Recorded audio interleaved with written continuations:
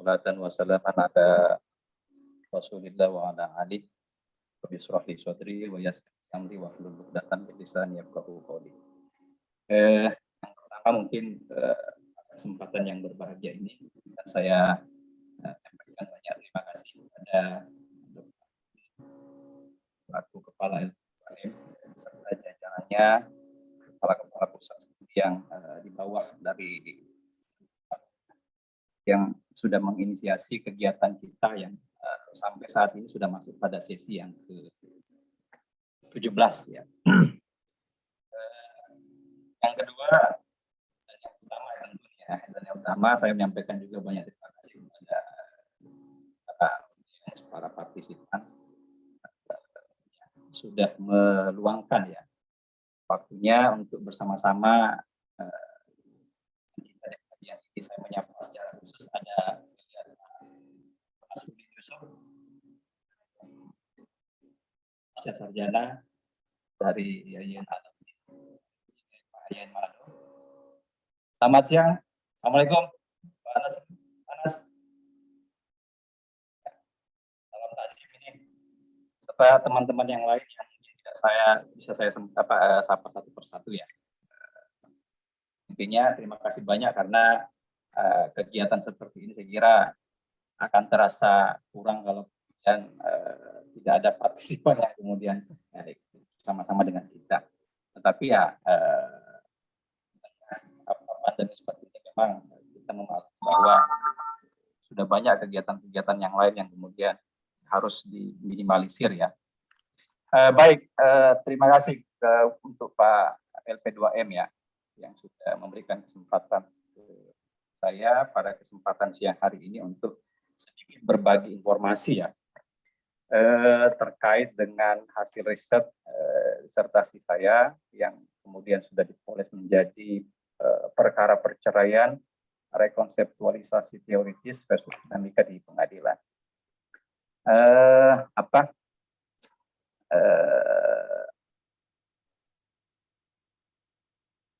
Sebetulnya kalau melihat format diskusi kita ini kan judulnya pengajian ya. Jadi saya kemarin waktu ditawarkan untuk isi materi di pengajian LP2 ini sempat berpikir juga bahwa modelnya mungkin seperti apa, karena tidak mungkin penyajiannya seperti yang sudah dilewati dalam proses sampai riset ini sudah selesai dilakukan ya. Jadi mungkin pada kesempatan ini kalau kita meminjam tradisi pondok atau ngaji di Jawa itu kan ada menggunakan istilah mulang gitu, menyampaikan informasi.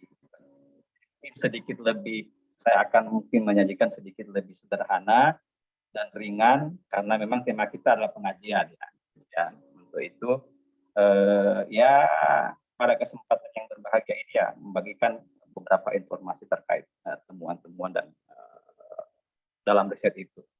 Baik para peserta Bapak Ibu sekalian yang saya hormati, sebelum dari tema yang ada baik dalam flyer maupun dari tema disertasi ini, tentu melihat dari temanya tentu tergambar adalah objek dari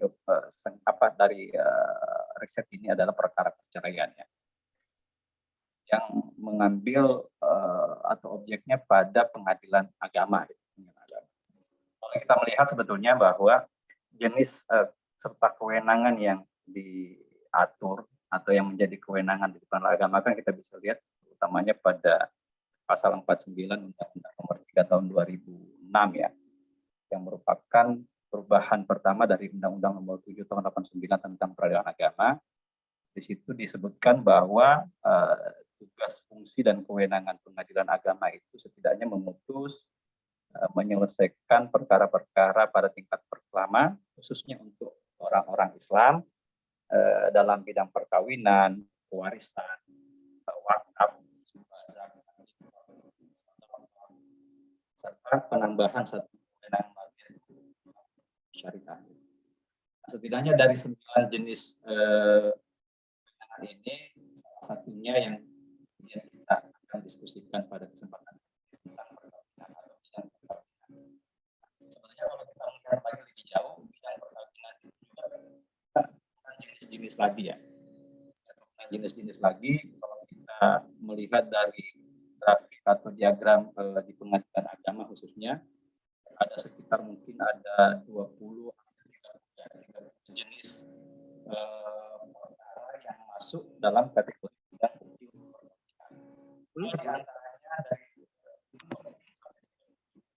Di antaranya adalah dengan perkawinan. Pertama itu perkawinan karena Allah, dan kedua adalah fokus kita di sini. Fokus kita akan saya bisa screen share ya. Bisa Pak, bisa. Saya kira sudah ya,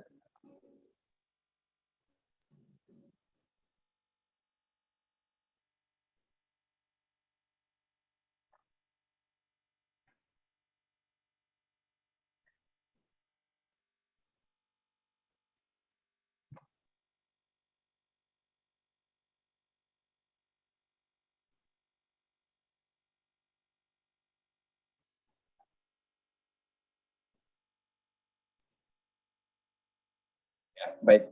Saya hanya menyiapkan 5 slide.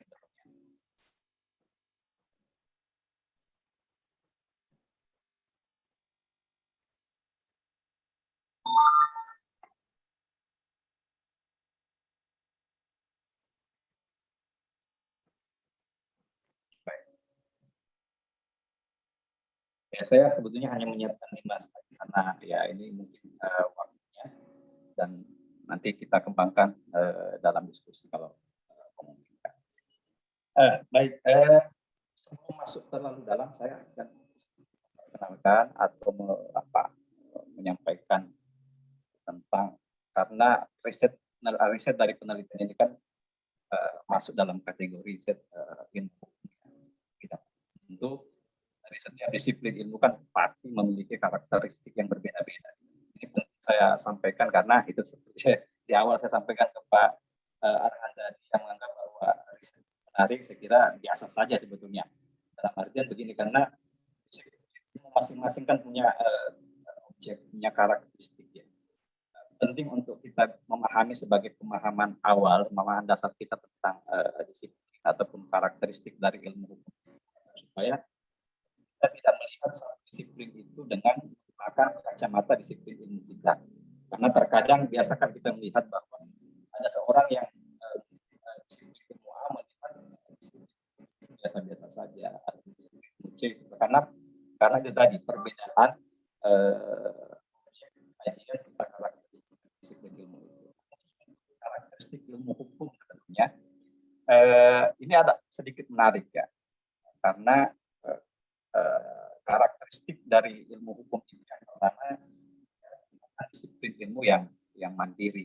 Dia tidak bisa dikategorikan dalam sosial maupun ilmu yang lain ya, karena objek dari kajian disiplin ilmu hukum itu kan sebetulnya lebih kepada norma ya, kepada kaidah, baik norma itu yang tertulis maupun yang tidak tertulis, tapi objeknya ke situ. Bahkan memang dari beberapa fakultas-fakultas hukum di Indonesia itu memang masih ada yang sangat saklek bahwa riset-riset yang dilakukan oleh mahasiswa fakultas hukum itu ya harus norma, harus kaidah, norma positif yang ada. Karakteristik yang pertama dari disiplin ilmu yang mandiri. Di sisi lain, dia juga memiliki karakteristik sebagai ilmu praktis ya.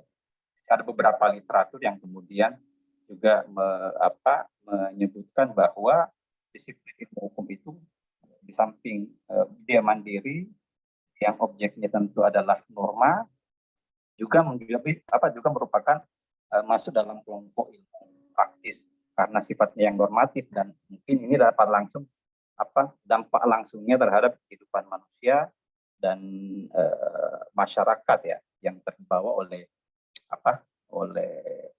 sifat serta problematika yang ada di masyarakat itu.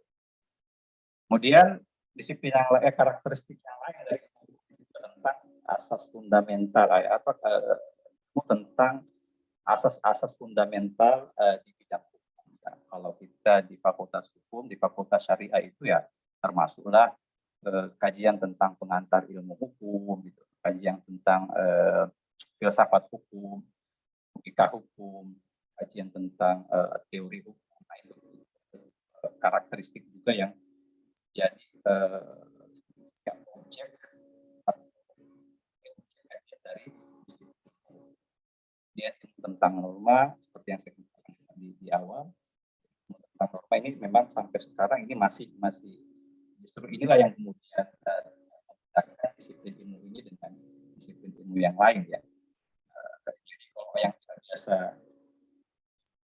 pasal dengan kaidah-kaidah dengan aturan-aturan hukum akan merasa bosan ya mendengarkan riset-riset ataupun penelitian-penelitian di bidang hukum, karena memang ya objek kajiannya itu ilmu tentang norma ya. Ilmu tentang norma ini termasuk di dalamnya misalnya sebagian besar misalnya pada hukum-hukum yang diajarkan di Fakultas Hukum maupun Fakultas Syariah tentang hukum pidana, hukum perdata, hukum tata negara, hukum internasional. Nah, kalau kajian kita sekarang yang merupakan objek riset ini masuk dalam kategori hukum perdata, ya, hukum keluarga.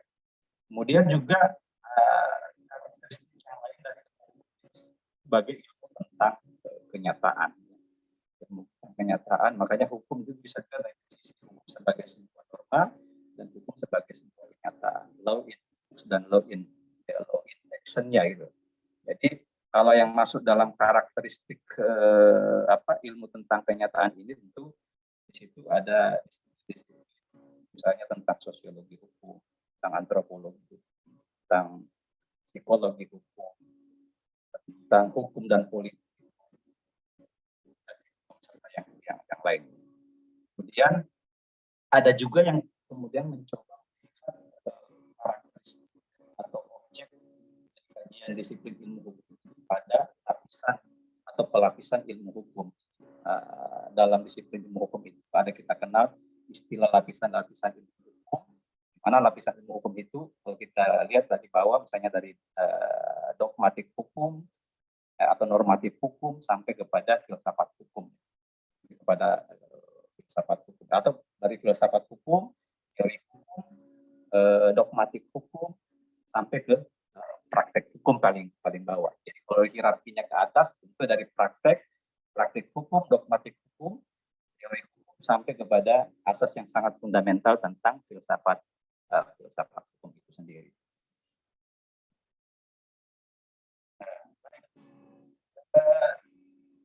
Pentingnya tadi kita melihat disiplin dari atau karakteristik dari dari ilmu hukum ini sebetulnya tidak terlepas dari ini ya. Yang terpenting saya kira bahwa apapun disiplin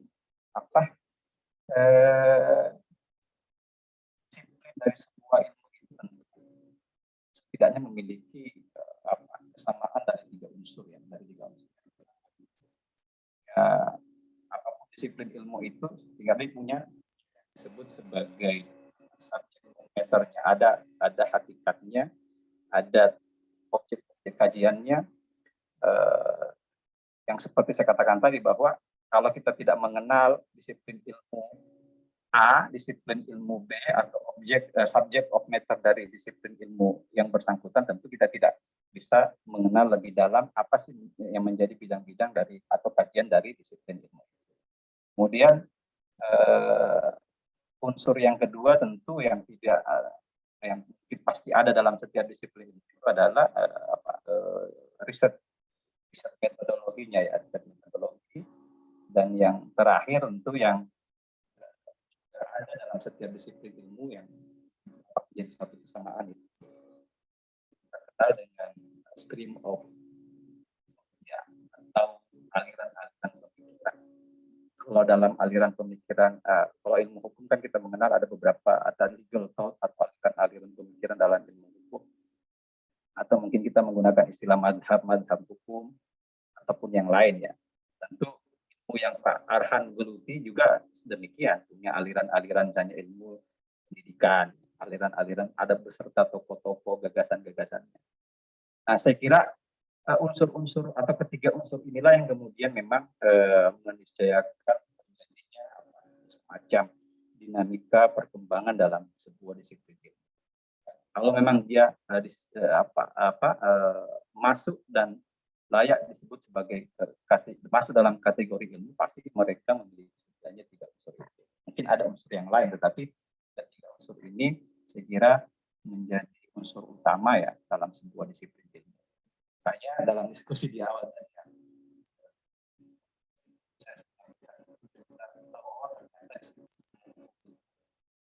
kajiannya adalah itu tadi. Jadi kalau kita memeras sebetulnya dari objek kajian dari ilmu hukum, sebetulnya bisa hanya melahirkan 2 sebetulnya kalau kita menyimpulkan, yakni ilmu tentang norma dan ilmu tentang kenyataan. Ilmu sebagai sebuah kaidah, hukum sebagai sebuah norma, dan hukum sebagai sebuah kenyataan.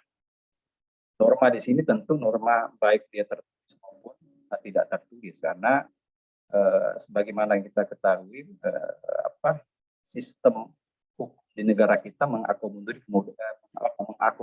keduanya, ya. Tidak hanya sistem hukum yang norma tertulis dalam arti norma positif yang ada, tetapi juga norma-norma yang tidak tertulis yang dan berkembang di masyarakat itu juga menjadi diakui dan menjadi objek kajian dari disiplin. Kemudian yang kedua, ilmu tentang hukum tentang sebagai sebuah kenyataan di masyarakat, ya. Yang kemudian melahirkan pendekatan-pendekatan dan pendekatan-pendekatan dalam disiplin ilmu itu sendiri. Ini secara garis besar kalau kita melihat dari karakteristik jadi objek kajian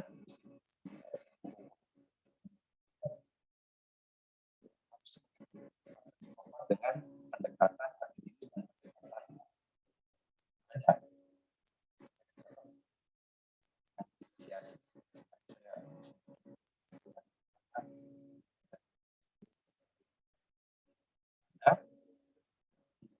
persiapkan nanti misalnya bahan.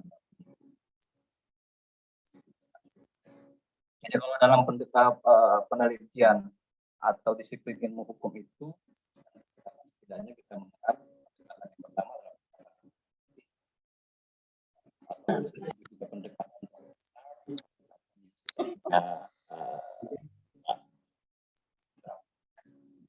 namanya norma, kaidah, aturan perundang-undangan yang ada pendekatan empiris dan pendekatan sosiologi. Kalau yang terakhir ini sebetulnya studi, ya.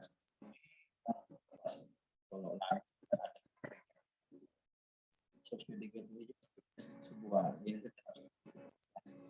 sumbangsinya memang lebih banyak pada aspek metodologi, ya. Jadi sosiologi ini sebetulnya bukan sosiologi hukum.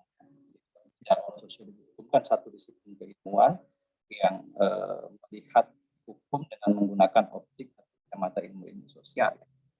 Tetap cabangnya ilmu sosial yang melihat fenomena-fenomena hukum yang terjadi di masyarakat dengan pendekatan atau teori-teori kaidah-kaidah sosial. Nah, kalau sosiologi ini tentu berbeda dengan itu. Jadi karakteristiknya kalau kan dia lebih bersifat menguraikan, menjelaskan faktor-faktor dari sebuah fenomena hukum yang terjadi di masyarakat. Jadi dia tidak sosiologi hukum itu kan tidak menjudge, ya, tidak justifikasi salah, tidak memberikan justifikasi tapi menguraikan apa dan mengapa kondisi atau faktor-faktor yang mengakibatkan terjadinya fenomena yang ada di masyarakat itu. Nah, kalau sosiologi ini memang satu jenis pendekatan yang memang kontribusinya lebih kepada arah metodologi dari penelitian hukumnya, tidak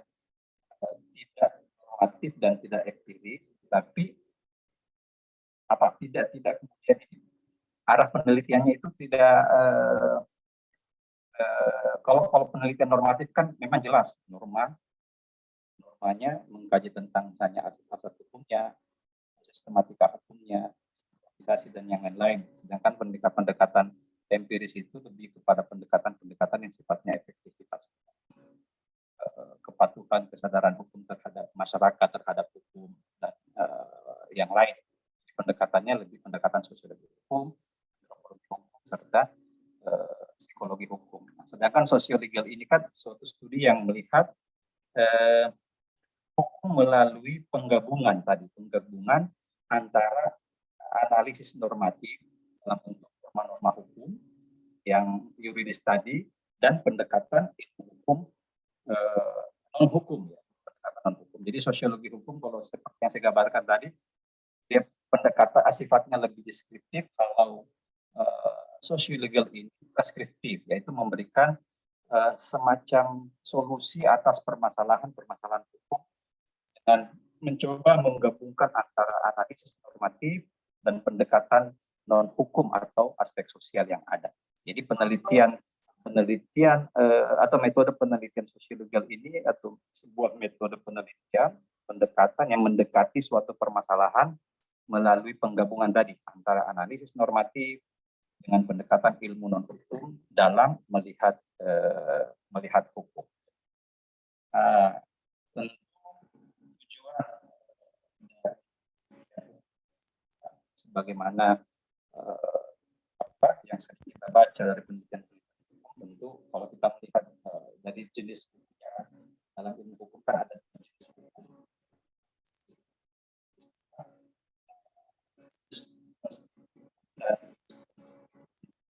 Konstitutum itu maksudnya adalah yang berlaku saat ini yang memang berlaku saat ini. Nah, kemudian konstituen arahnya cita-citakan akan dikonsepsikan. Ya, kalau kita konseptualisasi selalu memang penelitian hukum itu utamanya pada level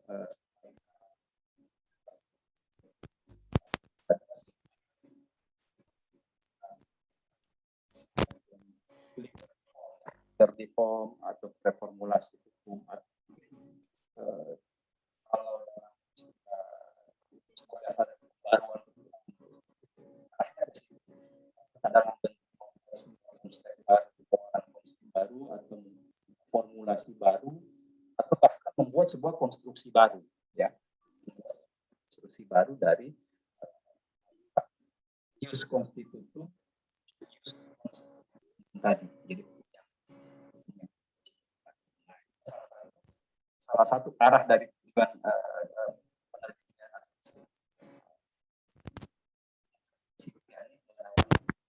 baru konstitusi kalau yang sebagaimana yang dipoles oleh di pengadilan khusus masuk ke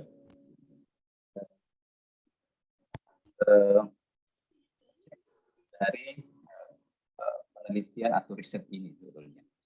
Nah, kalau melihat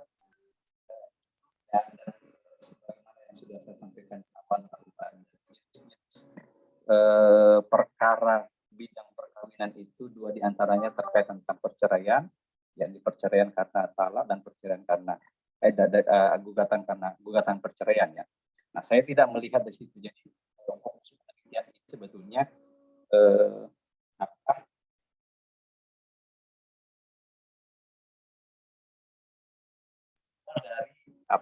beberapa fenomena ya. Jadi fenomena yang kemudian melatar belakangi saya dalam melakukan riset. Pertama tentu seperti apa juga yang disampaikan tadi oleh Pak Arhan, tingginya fenomena tingginya tingkat perceraian yang terus meningkat ya di seluruh pengadilan agama di Indonesia. Bahkan dalam COVID pandemi 19 ini juga tidak frekuensi itu. Nilai itu beberapa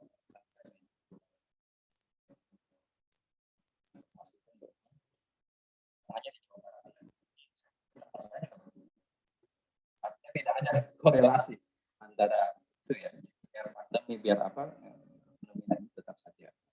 Dan ini terjadi secara merata ya di beberapa daerah di Indonesia. Nah, jadi kemudian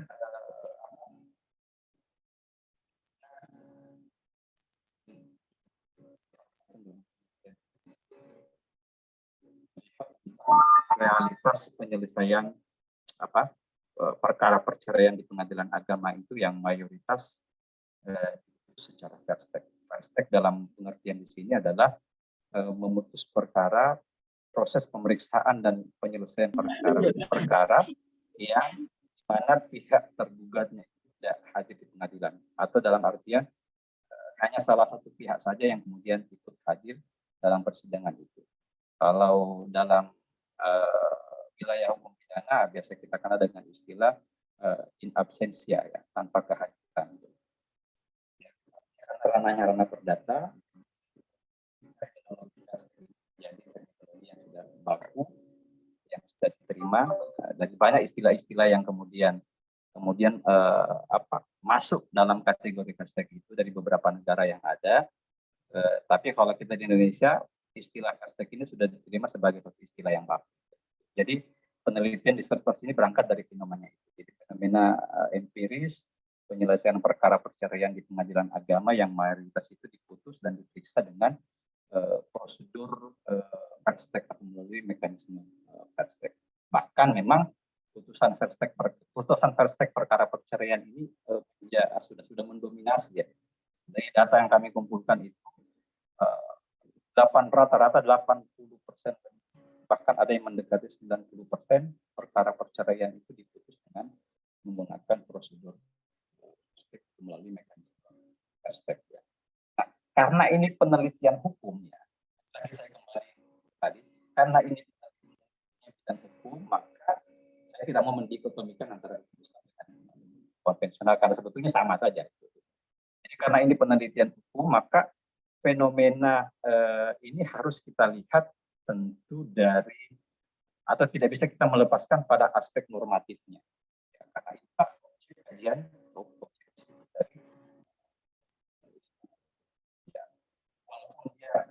awal dari fenomena sosial, fenomena realita empiris masyarakat, dan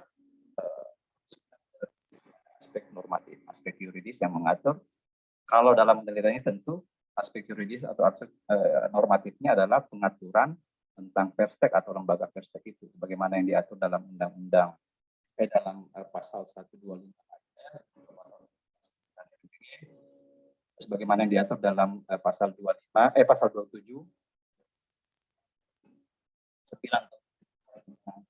pelaksanaan Undang-Undang Nomor 1 Tahun 74 tentang perkawinan, juga sebagaimana yang diatur dalam Impres Nomor 1 Tahun 90 tentang kompilasi hukum Islam ya, kompilasi hukum Islam, yang mengatur bahwa apabila tergugat tidak hadir dan tidak datang pada persidangan dan tidak juga mengirimkan wakilnya tanpa alasan yang dibenarkan secara hukum, maka pengadilan bisa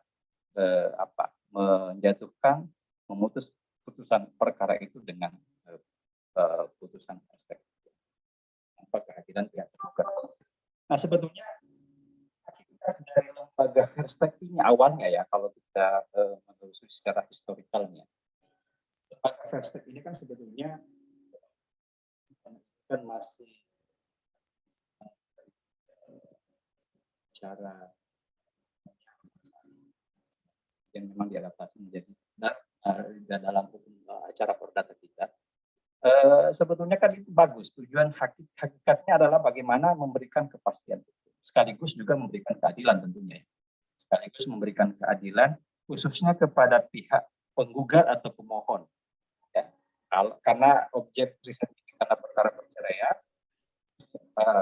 memberikan kepastian sekaligus keadilan bagi pemohon ataupun penggugat dalam perkara perceraian. Karena kalau tidak akan tergantung. Sekaligus eksistensi dari pengaturan perspektif itu sebetulnya semacam punishment bagi dari riset ini sebetulnya kami juga menelusuri yang kemudian ketidakhadiran hakikat dari lembaga pers sebetulnya. Dari fenomena-fenomena kemudian kami membuat dua pertanyaan riset ya. Risetnya dari penelitian ini tentu yang pertama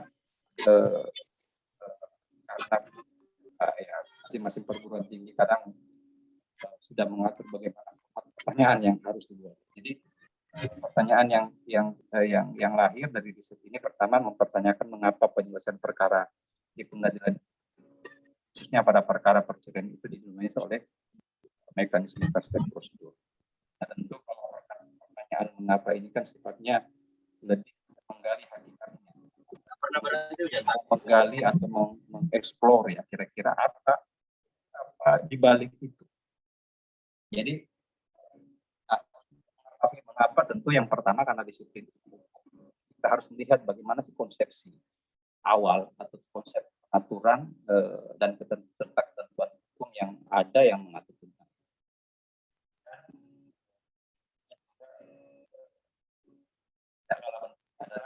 bagaimana sih pertimbangan dalam putusan perkara perceraian yang diputus secara aspek tersebut ya.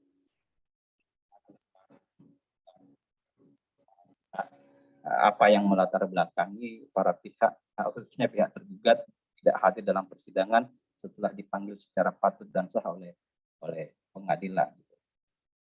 Kemudian sampai pada analisis dan kesimpulannya melahirkan sebuah atau tawaran konsepsi baru penyelesaian perspektif perkara perceraian. Seperti apa? Mekanisme baru dengan melalui mekanisme perspektif prosedur. Oh ya, kemarin saya ulang tadi tentang eksistensi lembaga perspektif. Walaupun hakikat dan eksistensi lembaga perspektif sebetulnya sangat baik, tetapi pada prakteknya dewasa hakikat ataupun eksistensi punishment yang diberikan dalam lembaga perspektif malah jadi menaati yang ada, menaati panggilan pengadilan untuk hadir di persidangan. Bahkan fenomena yang terjadi dalam penyelesaian perkara perceraian yang diputus secara perstek ini malah menggunakan lembaga perstek ini sebagai media, sebagai wadah untuk mempermudah hajat mereka dalam melakukan perceraian. Ya. Alasannya beragam, mungkin dari prosedur lah, tidak mau berbelit-belit, maunya cepat langsung mendapat putusan pengadilan. Itulah yang kemudian menjadi salah satu juga bagian yang tidak terpisahkan pentingnya atau perlunya dilakukan penelitian. Nah, dari beberapa sesederhana inilah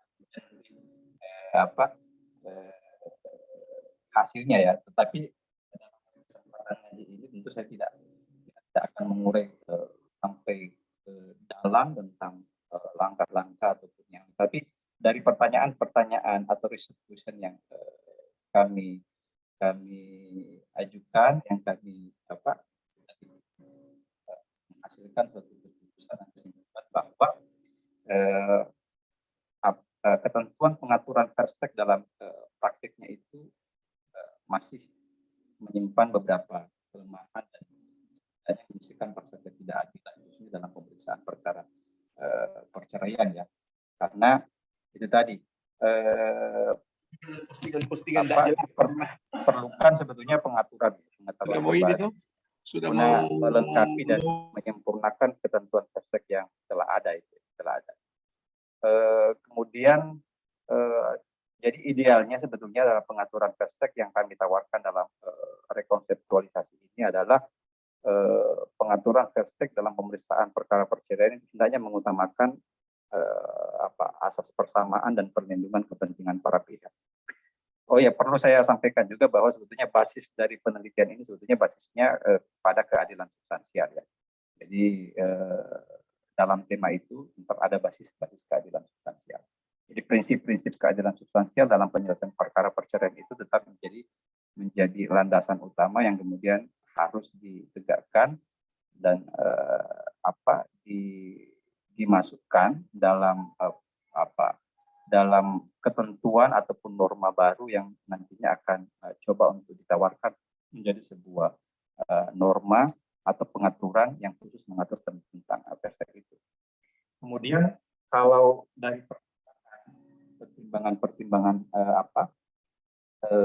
hakim melalui putusan, karena salah satu objek dari penelitian ini juga di samping pengaturan hukum itu adalah putusan-putusan hakim yang tentunya sudah berkeluarkan tetap ya, yang ditentukan dari beberapa pengadilan mewakili lah pengadilan agama di Indonesia. Temuan dari penelitian kami terkait dengan pertimbangan hakim itu dalam putusannya ya bisa subjektif. Ya itulah penelitian. Kita harus berani untuk menyatakan bahwa pertimbangan hakim dalam putusan perkara perceraian dengan yang diputus secara Verstek prosedur itu masih legal positif, masih cenderung bersifat legal positivistik. Artinya paradigma hakim pasif itu serta ketaatan yang kuat terhadap prosedur itu masih sangat kuat, masih sangat kental, masih sangat kuat mendominasi hakim. Jadi sehingga tren dari putusan Verstek perkara perceraian itu terkesan telah menjadi sebuah rutinitas saja, sebagai sebuah rutinitas bersifat monoton gitu loh. Secara cepat dan sederhana dan umumnya mengabulkan gugatan ataupun permohonan penggugat. Tapi yang temuan kami juga dalam putusan-putusan hakim itu belum terlindunginya kepentingan hukum para pihak yang ada ya tentunya, baik itu pihak istri ataupun pihak anak yang ditinggalkan, pihak anak yang ditinggalkan dari adanya perceraian itu. Kemudian pada aspek substansi terkait dengan konsepsi pengaturan dalam penyelesaian perkara perceraian ini, dari tawaran dalam penelitian ini tentu aspek substansi itu kan kalau kita melihat dalam aturan yang ada yang berlaku saat ini hanya mengatur apabila tidak hadir, artinya hanya mengatur aspek proseduralnya saja ya. Yang kami tawarkan di sini adalah setidaknya pengaturan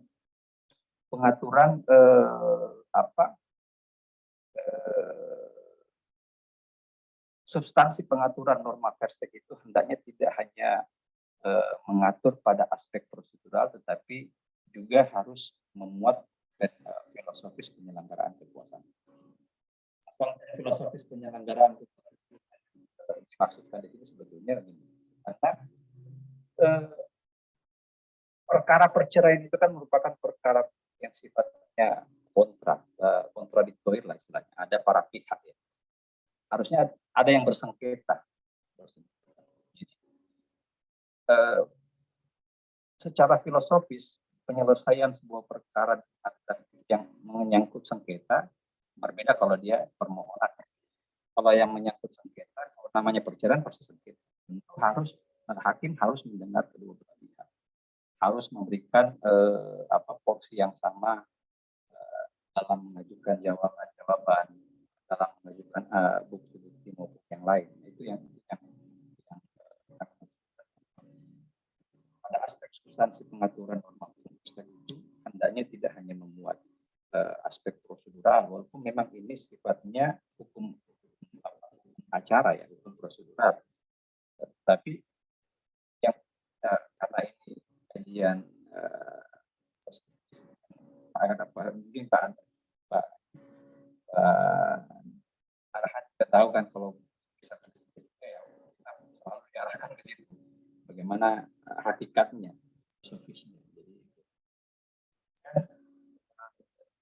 konsepsi yang lain dari pengaturan ini kami tawarkan adalah perubahan paradigma yang awalnya bersifat sukarela menjadi kewajiban.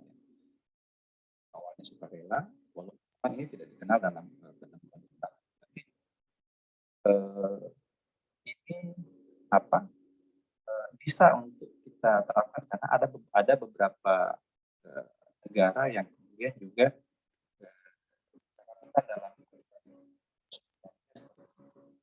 sebagai catatan juga punya walaupun penelitian ini bukan penelitian perbandingan. Kajian ini kami bandingkan dengan prosedur di Malaysia. Jadi ada suatu kewajiban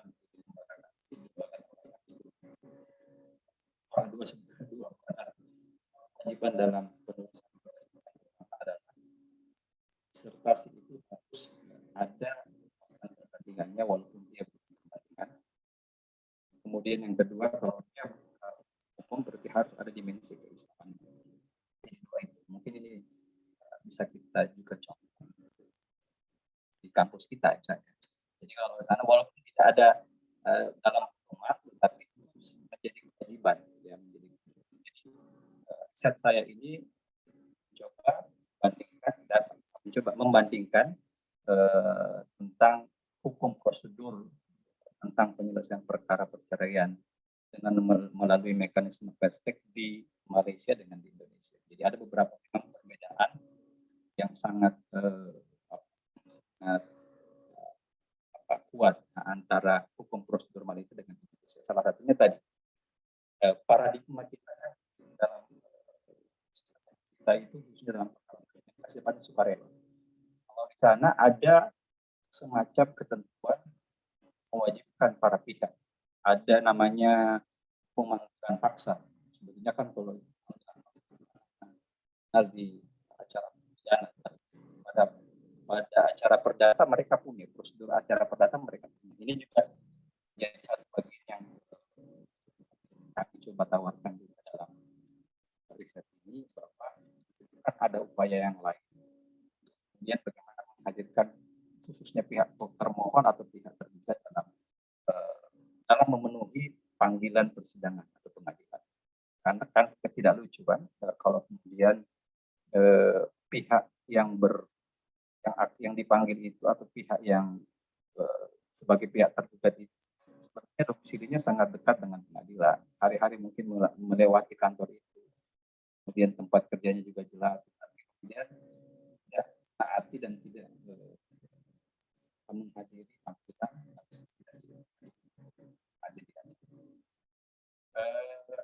dan kriteria terakhir yang terjadi ini adalah tentang batasan yang ketat ya. Dalam pengaturan Perstek yang ada di negara kita ini kan dari analisis dan penelitian dalam penelitian ini ada tidak mengatur secara ketat tentang mana batasan perkara perceraian Perstek. Tidak ada batasan yang ketat kapan. Jadi semuanya yang penting tidak hadir, tidak mengirimkan wakil, sebuah sudah harus diperiksa dan diputus secara perstek. Tidak ada lagi pertimbangan yang lain. Nah, karena aturan norma hukumnya menyebutkan hanya seperti itu. Makanya dalam konsepsi ini kami menawarkan bahwa hukumnya ada kriteria dan batasan yang ketat terkait dengan alasan ketidakhadiran pihak tergugat tadi. Itu yang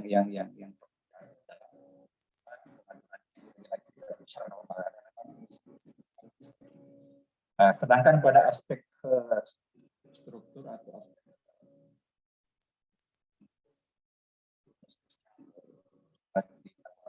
dalam mana peran aktif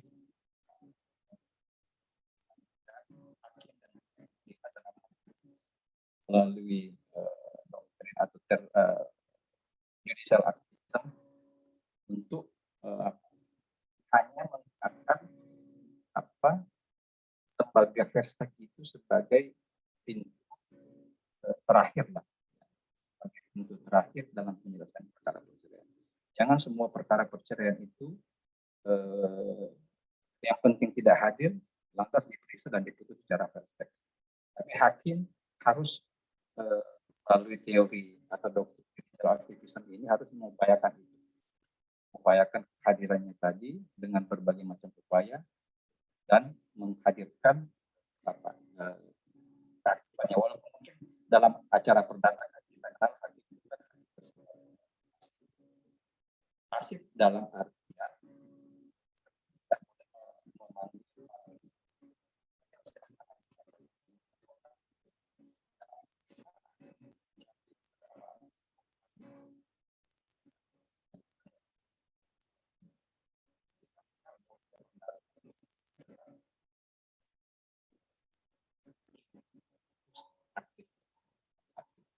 kemudian terkait dengan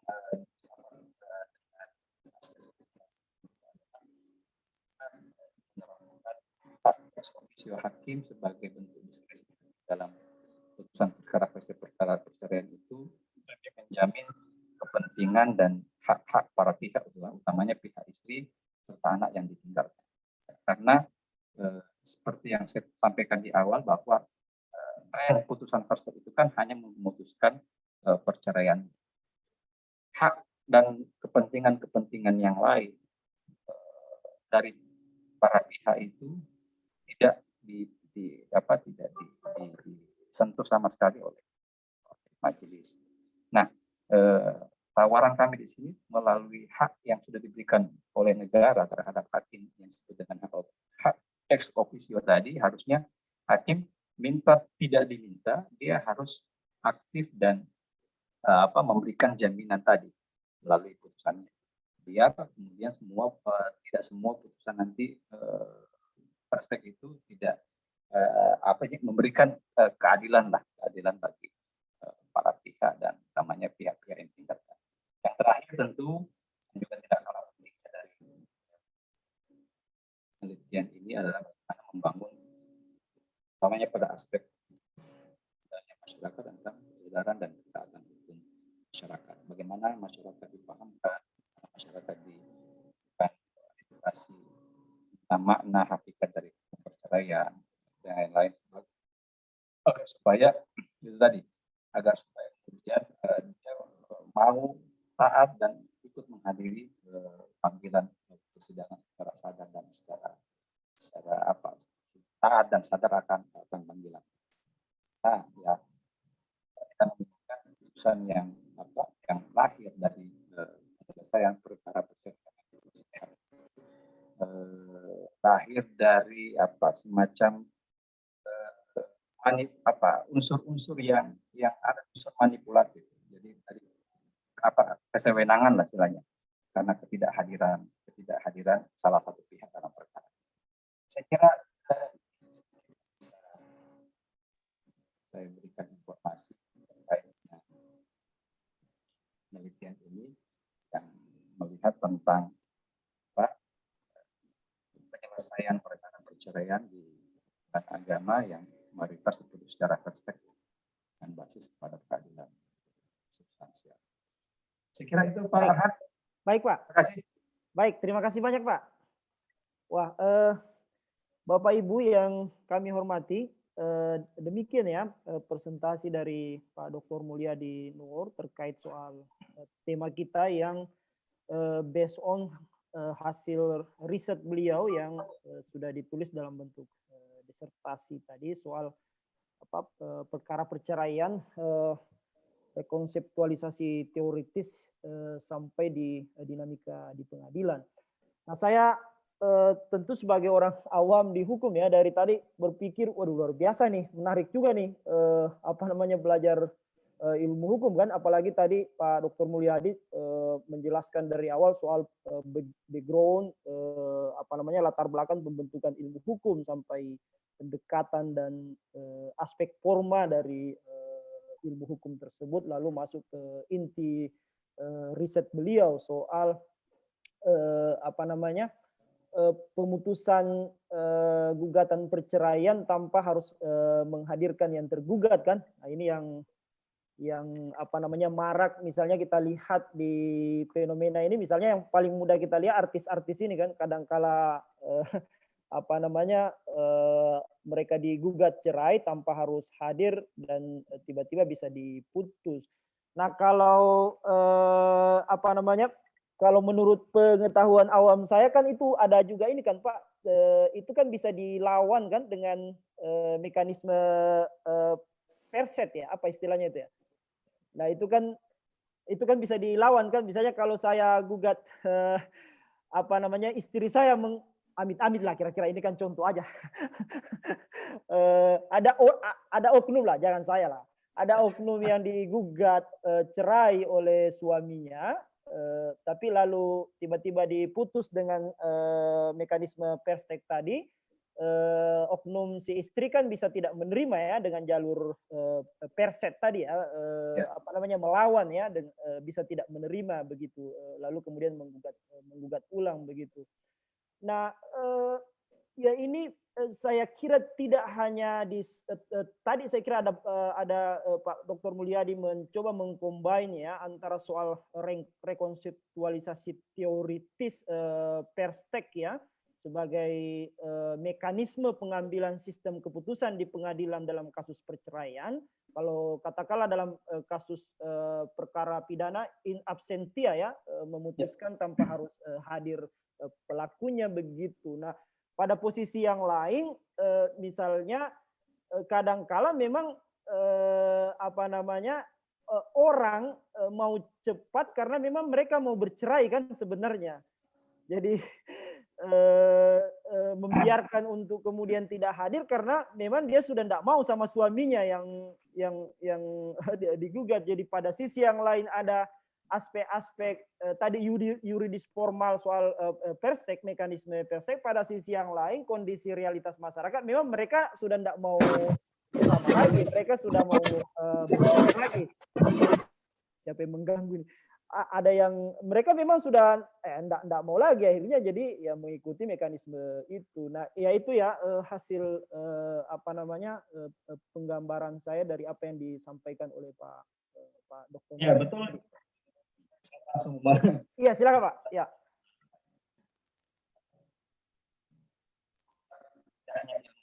Artinya walaupun Pak adalah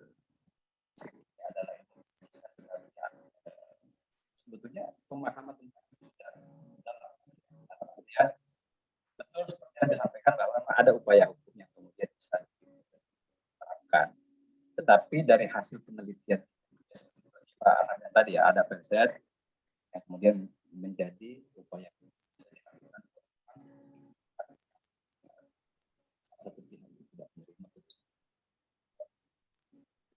Iya. Nah, tapi begini, dari penelitian ini sebetulnya, karena ini rata-rata putusan ini putusan yang sudah diterima sebetulnya, putusan yang tidak diupayakan banding. Ingkrai istilahnya Pak ya, ingkrai apa ya? Istilahnya sudah berkekuatan hukum tetap ya, dalam artian begini, karena ternyata memang fenomenanya seperti itu, seperti yang Pak Arhan tadi sebutkan, karena memang mereka sudah tidak menginginkan lagi bersama. Bahkan ada yang lebih ini lagi, karena memang ada yang memang sudah sepakat saja, sepakat, kemudian akan media itu akan lembaga mengakhiri proses tadi. Walaupun kita ketahui kan ada asas dalam hukum perkawinan bahwa asas mempersulit terjadinya perceraian. Artinya walaupun seperti apa proses apa sengketa itu tetap ada tahapan-tahapan, ada prosedur-prosedur yang mungkin harus dilalui untuk menyelesaikan perkara itu. Tetapi memang dari temuan penelitian ini faktor-faktor yang melatar belakangi ketidakhadiran pihak, utamanya pihak termohon atau tergugat tadi adalah karena memang dia sudah mau menghindari prosedur, tidak mau berpolitik. Iya, iya. Tapi banyak juga yang memang sudah karena kesepakatan bersama. Tetapi sepanjang aturan kita belum dirubah, tentu ketentuan itu masih berlaku ya. Artinya ada ketentuan yang kemudian menjadi celah bagi para pihak untuk menunaikan hajatnya, gitu. Mempermudah dan mempercepat proses itu. Itu tidak salah sebetulnya. Iya, iya, iya.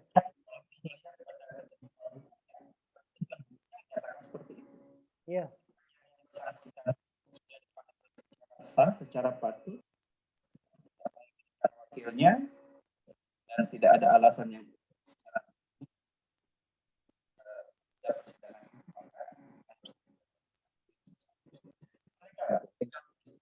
tidak ada masalah. Tetapi kalau kita lihat dalam bekerjanya hukum kan tidak hanya pada aspek mengkaji lebih dalam, ada aspek-aspek yang lain sebetulnya, misalnya nilai-nilai di luar dari aspek prosedural ya, yang kemudian juga menjadi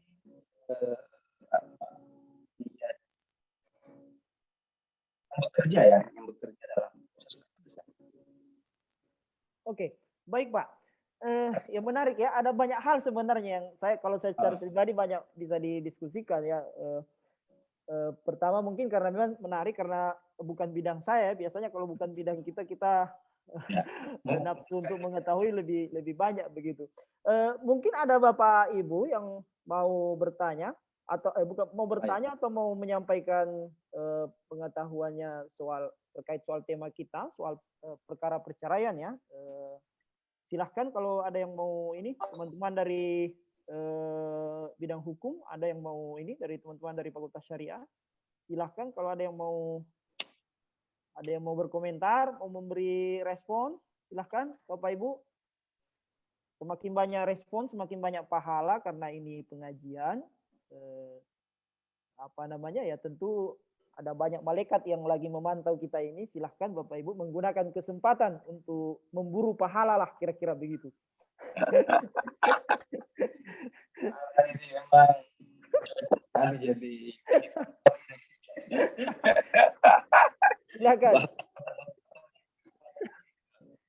Silakan karena kan tidak mesti orang berkurban kan dapat pahala, mengikuti pengajian juga kan bisa dapat. Oh ada Pak.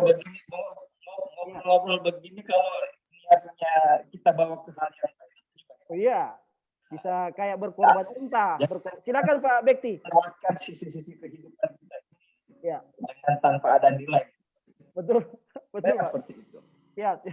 Silakan Pak Bekti. Bermanfaat saya kira itu. Sekarang suara saya, Pak Kepala LPM. Ya, Pak Bekti. Siap, kedengaran Pak Ustadz. Ya, maaf ya, sekedar ini mau berbagi pahala ini, Pak Ustadz. Siap. Ya. Aman, ya. Semoga kita semua kebagian pahala ya. Amin. Kalaupun ini kan niat saja kan sudah satu kebaikan, kan satu pahala. Jadi saya ingin dapat 2 pahala ini ceritanya Pak. Ya, Assalamualaikum warahmatullahi wabarakatuh. Terima kasih atas kesempatan yang diberikan kepada saya, kepada Pak Kepala LP2M, Pak Direktur tadi mungkin dalam perjalanan lagi on the way, dan juga kepada teman-teman semua, dan wabil khusus kepada doktor kita yang baru selesai ini, Bapak Dr. Mulyadi Nur. Tema disertasi yang memang sangat menarik dan ini masih fresh from the oven ya, masih panas-panas orang bilang. Terus terang saya juga masuk kategori awam juga kalau berbicara tentang masalah hukum ini, karena sekalipun saya S2-nya hukum Islam, hukum keluarga, tapi ketika di S3 ini saya istilahnya mencoba mencari petualangan baru untuk Islamic Studies, itu lebih ke kajian antropologi agama. Begini, jadi kalau saya lihat dari apa yang sudah disampaikan oleh Pak Dokter, tadi saya juga agak hilang-hilang karena mungkin faktor sinyal ya, suara Pak Dokter itu agak hilang-hilang tadi. Jadi mungkin ada beberapa penyampaian yang terlewatkan, tapi yang saya tangkap tadi bahwa dari judul disertasi ini adalah apa? Praktek perceraian, kemudian rekonseptualisasi ya, teoritis dan praktek di pengadilan. Nah, kalau mengikuti penjelasan-penjelasan tentang aspek teoritis di dalam sebuah penelitian itu, mungkin ini karena disertasi, jadi memang masuk di dalam advance research ya. Kan kalau kita lihat itu ada level-level pengembangan teoritisnya. Misalnya ada menggunakan konsep konstruksi, dekonstruksi, rekonstruksi, kemudian new construction. Nah, kalau ini kan konseptualisasi, dekonseptualisasi, dan rekonseptualisasi. Jadi ada pada level ketiga ya dalam struktur bangunan teoritisnya. Dan mungkin Pak Dokter bisa memberikan sedikit penjelasan kenapa Pak Dokter mengangkat tema ini atau rekonseptualisasi. Apakah memang konsep awal di dalam fikih misalnya tentang perceraian itu tidak lagi efektif untuk memecahkan problem perceraian sekarang ini. Karena memang saya sendiri membaca beberapa tulisan ada kritikan ataupun tulisan-tulisan yang mengarah ke sana gitu kan. Misalnya juga ada kritik terhadap misalnya konsep zina. Kalau kita melihat misalnya konsep zina atau perzinahan di dalam fikih klasik itu kan bertemunya alat kelamin laki-laki dengan perempuan. Padahal kalau kita hidup sekarang di era 4.0 sekarang ini, perzinahan ini kan bisa dilakukan secara virtual ya, tidak harus bertemu secara langsung ya begitu ya. Makanya mungkin perlu juga rekonseptualisasi konsep perzinahan ya di era digital kan begitu.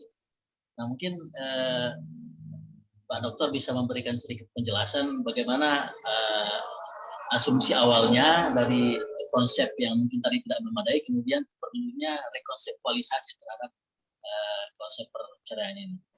Kemudian yang kedua adalah dari tadi disampaikan di poin terakhir itu, dari bagian kesimpulan itu ada aspek struktur dan aspek kultur itu. Kira-kira dari temuan Pak Dokter itu yang lebih dominan itu aspek yang mana? Apakah aspek strukturnya ataukah aspek kulturnya? Gitu. Mungkin itu saja. Terima kasih. Semoga kita semua mendapatkan pahala. Ya, assalamualaikum warahmatullahi wabarakatuh. Waalaikumsalam warahmatullahi wabarakatuh. Terima kasih Pak Bekti Lantong ya sudah memberi pertanyaan. Mudah-mudahan pertanyaannya ini tidak sama pertanyaan ketika ujian disertasi begitu kira-kira. Bahkan lebih ya. Iya, melebihi pertanyaan penguji gitu. Iya, Bu. Baik, Pak Bekti. Ya, silakan, Pak. Yang pertama ini, artinya mengapa kemudian lahir dalam riset ini tentang mencoba untuk melakukan rekonseptualisasi ya, terkait pengaturan dan penyelesaian perkara prestek dalam perkara perceraian, dalam penyelesaian perkara perceraian.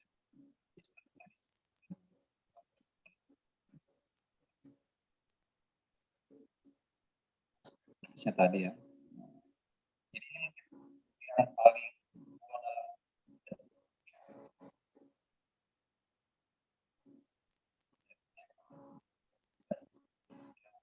sebetulnya bukan rekonseptualisasi. Awalnya itu malah rekonstruksi, pengaturan penyelesaian. Intinya ke situ. Tapi perdebatan panjang selama beberapa kali kuliah tahapan-tahapannya rekonstruktualisasi. Cocok. Nah, kemarin karena yang menjadi pertimbangan utamanya adalah ada jenis dan pendekatan dari riset ini, pendekatannya karena riset ini sebetulnya lebih masuk kepada jenis penelitian, maksudnya jenis pendekatan normatif. Artinya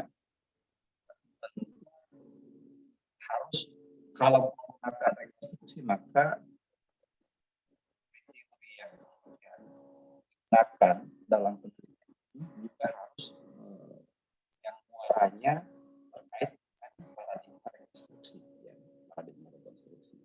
Nah, memang secara ini ya,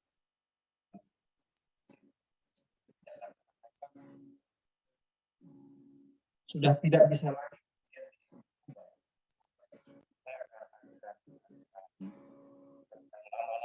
sama dengan merubah substansi serta jenis pendekatan serta dalam ini konseptualisasi dan itu memang paling pas dalam riset ini. Ini dari asumsi tadi. Apa praktek-praktek yang coba untuk yang sudah ada sebagai wadah. Pak, mohon maaf putus, boleh di? Halo. Ya. Halo. Ya. Harus dekat kayaknya. Harus dekat, Pak. Ya. Begitu, iya. Pak. Oke. Jadi biar nggak kelihatan mukanya, yang penting suaranya terdengar. Siap, Pak. Jadi yang memang sudah sampai mana tadi? Jadi asumsinya seperti itu. Jadi karena ada upaya yang kemudian dilakukan oleh pihak dalam hal ini para pihak, utamanya pihak tergugat atau termohon, yang kemudian mencari celah dalam aturan atau pengaturan tentang Perstek yang sudah ada. Makanya dibutuhkan sebuah konsepsi baru karena ya namanya ketentuan hukum atau pengaturan hukum itu kan pasti bisa dan terbuka untuk diperbaiki dan dirubah kembali. Kalau memang ternyata fenomena yang ada atau praktek-praktek yang ada sudah semakin maju. Kalau sudah semakin maju, bukan majunya dalam arti memanfaatkan celah-celah dari ketentuan atau kekurangan dari ketentuan yang sudah ada. Riset ini sebetulnya tidak menggugurkan norma ataupun konsep dari pengaturan Perstek yang sudah ada, tetapi dia melengkapi norma ataupun substansi yang belum diatur dalam pengaturan tentang lembaga Perstek ini. Jadi dalam beberapa tahapan pengujian yang dilalui akhirnya jatuhnya ke situ. Karena dengan tidak merubah kembali teori jenis dan pendekatan serta teori utamanya teori dan jenis pendekatan yang sudah kadung digunakan dalam riset ini. Jadi akhirnya rekonstruksinya itu yang kemudian digugurkan menjadi rekonseptualisasi. Ada juga yang menawarkan reformulasi, tapi ya itulah istilah-istilah yang kemudian memang tinggal melihat dari objek dan ruang lingkup yang kemudian memang diselesaikan dalam riset itu. Jadi itu yang menjadi alasan mengapa kemudian jatuh kepada pemilihan melakukan rekonseptualisasi terkait dengan pengaturan ataupun substansi pengaturan norma Perstek khususnya dalam perkara perceraian ya. Yang kedua tadi tentang apa topiknya yang kedua? Struktur dan kultur, Pak, yang mempengaruhi. Oh iya, oke.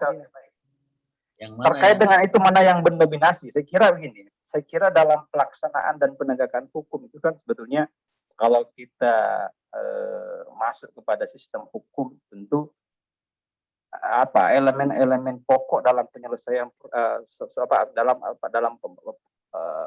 penyelesaian sebuah perkara yang sifatnya yuridis itu kan melibatkan setidaknya substansinya ya, elemen kulturnya, elemen strukturnya, elemen peranata yang lain juga mungkin ikut. Tapi kalau dalam proses proses penyelesaian fast track perkara perceraian ini, kesimpulan kami tentu semua elemen ini tidak ada yang dominan. Ya. Artinya semua harus bekerja secara secara bersama. Karena kalau ada salah satu elemen dari elemen-elemen penegakan hukum ini yang tidak maksimal atau mungkin tidak berjalan dengan baik, pasti juga akan berpengaruh pada hasil akhir dari putusan itu. Ya. Jadi kalau dipertanyakan apakah struktur atau kulturnya, saya kira dua-duanya, ya, dua-duanya, bahkan substansinya lebih penting. Kalau hukum juga begitu. Tapi ada juga yang memang mengatakan kalau oke lah substansi bisa tidak terlalu mendominasi, tapi yang penting strukturnya atau aparatnya itu independen, memang punya kemauan yang kuat untuk bagaimana memutuskan dan menyelesaikan persoalan ini secara baik dan adil. Tapi di sisi lain tentu ya namanya sistem hukum kita di Indonesia kan masih kita kan masih masuk dalam keluarga civil law ya, yang dimana sumber hukum kita yang paling utama adalah undang-undang, adalah hukum positif, adalah hukum yang berlaku, itu baik yang paling utama. Jadi makanya substansi pengaturan norma tentang apapun itu dalam proses penyelesaian perkara apapun saya kira tentu juga menjadi bagian yang tidak kalah pentingnya dalam artian itu. Jadi semua elemen ini saya kira harus diperbaiki. Makanya tawaran juga dalam penelitian ini paling banyak tentu pada aspek substansinya. Kalau substansinya sudah diperbaiki, komponen-komponen yang ada yang memang mendukung untuk itu, saya kira struktur juga ikut. Karena itu tadi ada paradigma yang kuat dan ketaatan yang kuat dari struktur ini terkait dengan norma yang atau aturan-aturan yang sudah ada seperti itu. Jadi tapi ya bagi saya juga aspek kulturnya juga harus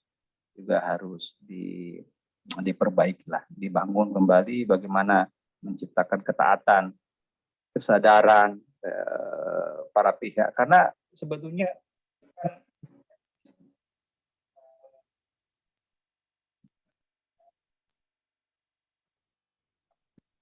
gitu. Karena mereka banyak faktor lah kemudian. Jadi kalau faktor para pihaknya memang sudah tidak taat, tidak mentaati aturan itu, tentu ya mekanisme ini akan terus berlanjut ya. Dengan adanya tadi ketaatan hakim yang kuat terhadap prosedur yang ada, substansi yang masih seperti itu, kekhawatiran kita ya ke depan pengadilan agama ini bisa menjadi suatu perspektif. Artinya kita tidak bisa membayangkan kalau kemudian semua perkara perceraian itu akhirnya nanti jatuhnya ke sana. Ya nanti bisa menambah satu level lagi. Ya, kenapa tidak seperti pada hukum prosedur di Malaysia misalnya, mereka sudah sepakat di luar, ya tinggal masuk ke pengadilan tinggal mengesahkan. Ya, kalau memang begitu yang diinginkan seperti tadi yang disampaikan oleh Pak Dr. Ahsanuddin, ya seperti itu. Kita membawa saja ke mereka sepakat, tetapi kan itu kan tidak diatur dalam aturan prosedur kita. Belum diatur seperti itu. Dan memang ada juga aturan yang ada dalam perdata kan tidak ada namanya kesepakatan dalam bercerai. Ya. Belum diaturlah seperti itu. Nah, itulah yang kemudian coba untuk didapatkan dalam melakukan rekonsiliasi ini, khususnya membenahi atau menyempurnakanlah kembali. Jangan sampai kemudian substansi pengaturan yang sudah ada, yang sudah sekian lama berjalan dan berlaku menjadi semacam upaya penyeludupan hukum oleh para pihak. Jadi para pihak dengan adanya ketentuan ini sebetulnya, karena kalau kita terminologi, tapi betul sebetulnya bukan penyelundupan hukum yang berbeda. Tapi kalau terminologi penyelundupan hukum kan sebetulnya eh, apa menggunakan ketentuan yang sudah ada untuk tapi tidak melanggar hukum untuk kemudian mewujudkan apa yang diinginkan. Nah, sama juga dengan ini. Jadi adanya norma ketentuan itu yang mengatur seperti itu yang tidak hadir, sudah itulah yang digunakan untuk kemudian kita tidak mempersoalkan sebetulnya. Kita tidak mempersoalkan hashtag ini sepanjang prinsip-prinsip keadilan, namanya keadilan substansial dalam penyelesaian perkara perceraian itu terpenuhi. Itu tadi, mau dia hashtag sekian puluh persen, yang penting tapi pada praktiknya, kenyataannya tidak seperti itu. Nah, jadi tren dari putusan hashtag yang ada saat ini dan berkembang dewasanya seperti itu. Ya diputus cenderung diputus secara cepat, ya mau mengabulkan semua gugatan, bersifat monoton, dan yang paling penting di situ belum terpenuhi terlindungi ya kepentingan hukum para pihak, utamanya pihak istri dan anak yang ditinggalkan. Karena kebanyakan seperti ini, kebanyakan kan dari data perceraian di Indonesia ini kan paling banyak itu kan perceraian yang diajukan oleh pihak istri atau yang kita kenal dengan cerai gugat. Otomatis kalau melihat dari frekuensi itu, maka itu akan berkorelasi dengan banyaknya putusan perkara perceraian yang diputus Perstek itu adalah putusan yang lahir dari permohonan atau cerai permohonan istri ya, gugatan istri ya. Kalau laki-laki kan permohonan gugatan istri. Jadi otomatis yang paling banyak tidak terlindungi kepentingan hukumnya dalam hal ini adalah pihak istri, juga anak-anak kalau memang dia sudah memiliki anak yang ditinggalkan pasca perceraian. Saya kira itu Pak Bekti ya, yang saya bisa berikan respon terkait dengan apa yang dipertanyakan. Ya, menarik Pak ya, yang disampaikan tadi. Saya sebenarnya ada pertanyaan lanjutan dari Pak Bekti tadi itu, tapi ini ada kolega mungkin ini dari Pak Habibi ini di room chat ini dari IAIN Padang Sidempuan ya. Selamat datang Pak Habibi. Jadi menurut Pak Habibi ini pada umumnya di masyarakat membawa perkara perceraian ke pengadilan itu jalan terakhir. Karena sebelumnya sudah ada mediasi keluarga, tokoh agama dan lain sebagainya kan. Nah, kalau tadi rekonseptualisasinya adalah mengubah sukarela menjadi kewajiban, menurut Pak Habib ini tidak sejalan dengan asas peradilan cepat, sederhana, dan biaya ringan. Oh, iya. Jadi, gimana tanggapan dari Pak Dr. Mulyadi? Baik, terima kasih. Saya menyapa Pak Habib ya, kolega juga dari Padang Sidempuan ya. Sudah meluangkan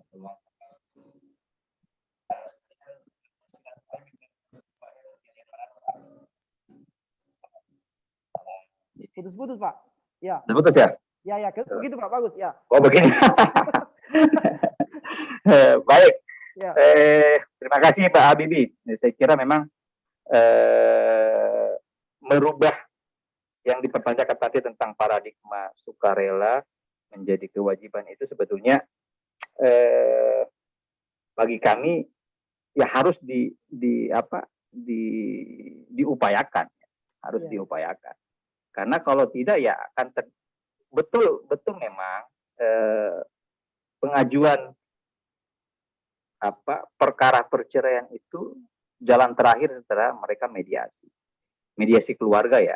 Tetapi ketidakhadiran pihak tergugat dalam memenuhi panggilan dalam pemeriksaan perkara perceraian itu juga sudah sekaligus menggugurkan tugas dan tanggung jawab utama hakim untuk memediasi para pihak.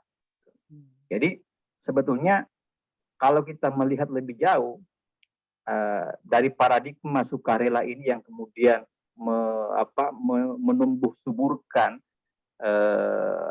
praktek seperti ini, itu banyak asas-asas, malah banyak asas-asas ataupun norma-norma, utamanya asas ya, asas yang kemudian ditentang atau berlawanan. Ya, misalnya asas audi ad alteram partemnya, asas mendengar kedua para pihak itu otomatis tidak bisa diwujudkan dalam persidangan. asas asas mendamaikan ya, atau mediasi yang juga sudah diamanahkan oleh Mahkamah Agung melalui peraturan Perma nomor 1 tahun 2006 tentang mediasi di pengadilan, itu juga otomatis gugur dengan ketidakhadiran tadi pihak tergugat tadi, karena itu tadi tidak bisa diupayakan. Kemudian pada aspek pembuktian, pada aspek pemeriksaan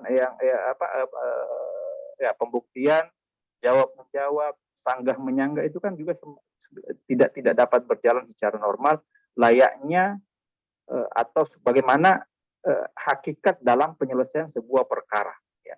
Jadi hakikat atau filosofi penyelesaian sebuah perkara kan itu tadi, kedua belah pihak itu yang bersengketa harus sama-sama diberikan porsi yang sama, kesempatan yang sama ya, jawaban-jawabannya, sanggahan-sanggahannya untuk didengarkan di depan persidangan. Betul, dalam penyelesaian perkara perceraian melalui perspek prosedur itu semua tahapan itu dilalui, tetapi tetap sepihak, ya, tetap sepihak. Akan berbeda kalau kemudian kedua belah pihak itu hadir. Terkait dengan asas beracara cepat, sederhana dan berbiaya murah, saya kira di satu sisi juga tidak seperti itu. Dalam artian betul kita menginginkan bahwa proses penyelesaian perkara perceraian itu yang di pengadilan hendaknya menganut asas tadi. Tetapi dalam praktiknya ada juga perkara yang menggunakan mekanisme first take itu malah lebih lama dari pemeriksaan perkara perceraian secara biasa yang dihadiri oleh para pihak, ya kan? Ada beberapa praktek seperti itu, ada beberapa kasus juga seperti itu, bahkan lebih lama, dan itu kan lebih banyak biayanya. Berapa kali dipanggil itu kan semua ada biaya pemanggilan, biaya pengumuman di media cetak, di media elektronik, sesuai dengan ketentuan pemanggilan yang diatur dalam aturan di pengadilan kan seperti itu.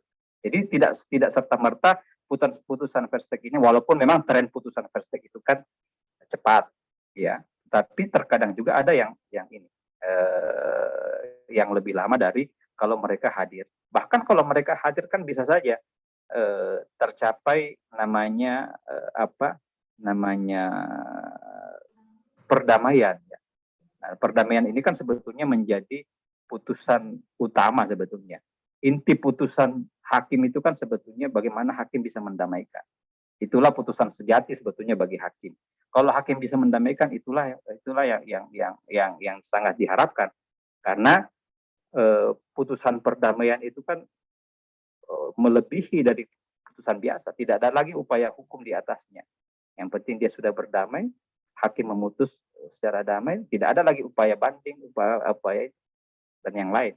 Dan itu kalau khususnya dalam perkara perceraian tentu ini menjadi faktor utama yang mungkin harus diusahakan. Tetapi tanpa kehadiran tadi, lagi-lagi tanpa kehadiran, maka secara otomatis tahapan-tahapan itu tidak mungkin dapat dilaksanakan oleh hakim atau majelis dalam persidangan itu.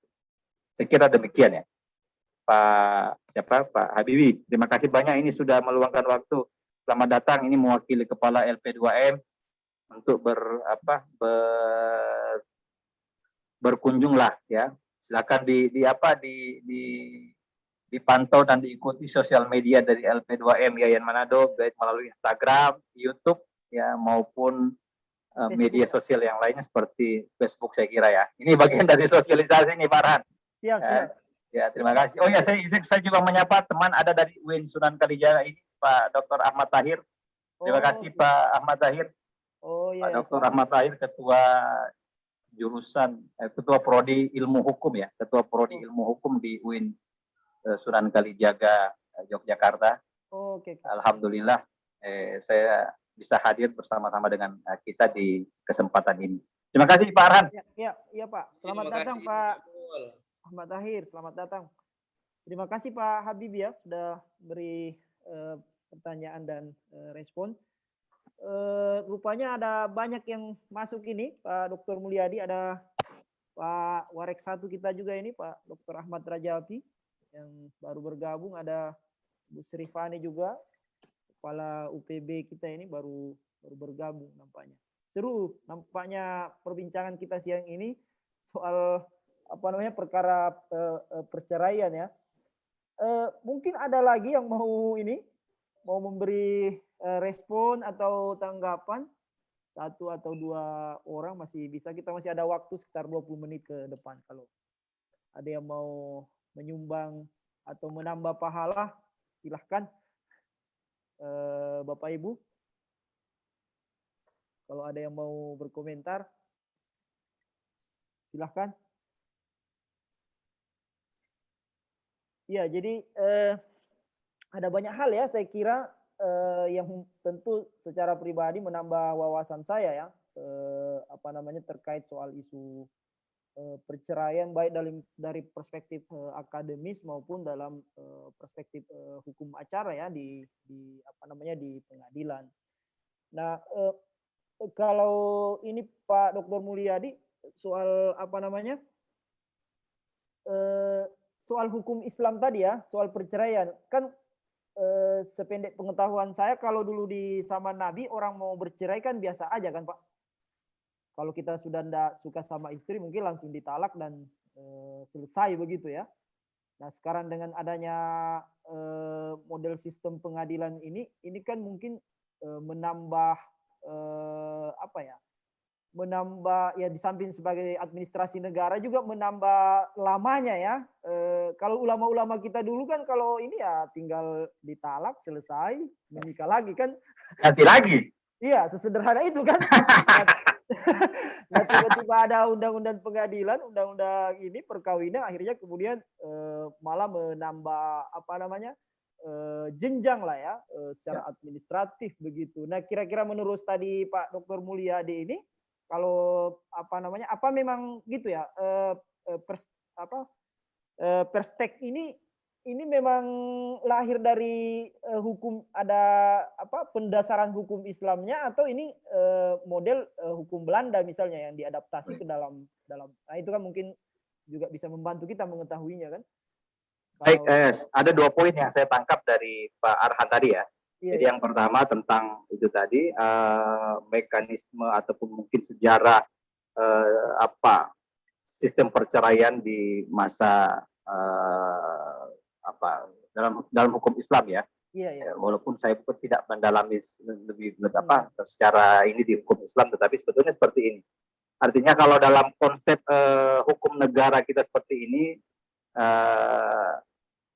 adanya pengaturan tentang apa perceraian atau bidang hukum perkawinan ini sebetulnya kan memberikan setidaknya memberikan kepastian hukum khususnya kepada kedua belah pihak ya. Karena yang tidak diinginkan kan sebetulnya dampak atau akibat hukum dari perceraian itu. Nah, kalau kemudian perceraian itu tidak tidak dilaksanakan sesuai dengan ketentuan positif, ketentuan norma hukum yang ada, tentu kasihan ya. Kasihan bagi para pihak ya, dan memang harus dilalui ya, memang harus dilalui seperti itu. Kalaupun dia berbelit-belit tentu begitulah ketentuan yang ada, biar ada kepastian. Jadi kalau tidak ada, karena ya siapa tahu ini terjadi ke salah satu pihak di antara kita misalnya, kemudian ingin bercerai kembali, ya kalau tidak ada putusan pengadilan bahwa dia sudah pernah bercerai dengan istri yang terdahulu atau istri yang pertamanya, tentu tidak akan begitulah aturannya ya. Jadi ya itulah saya kira negara sudah memberikan ruang mengatur sampai pada hal-hal yang bersifat privat, tentu bukan tanpa alasan dan tanpa sebab, tapi memang demi kepastian hukum, keadilan khususnya bagi para pihak. Yang kedua tentu tentang dasar pengaturan Perstek, memang apakah ada landasannya dalam hukum Islam ya? Iya. Dari riset ini, dari penelusuran beberapa literatur dalam penulisan disertasi ini juga kami telusuri sampai ke situ bahwa memang ada, tapi khusus untuk perkara perceraian tidak ya. Ada salah satu hadis yang saya lupa istrinya siapa. Nanti tolong diingatkan yang hukum keluarga ada Pak Ahmad Rajavi dan teman-teman yang lain ya. Jadi mengajukan keluhannya kepada Rasul, istri Sufyan kalau tidak salah ya, mengajukan bahwa dia dalam kesehariannya tidak disebutkan atau tidak diberikan nafkah lah ya, nafkah atau uang belanja yang cukup oleh suaminya, padahal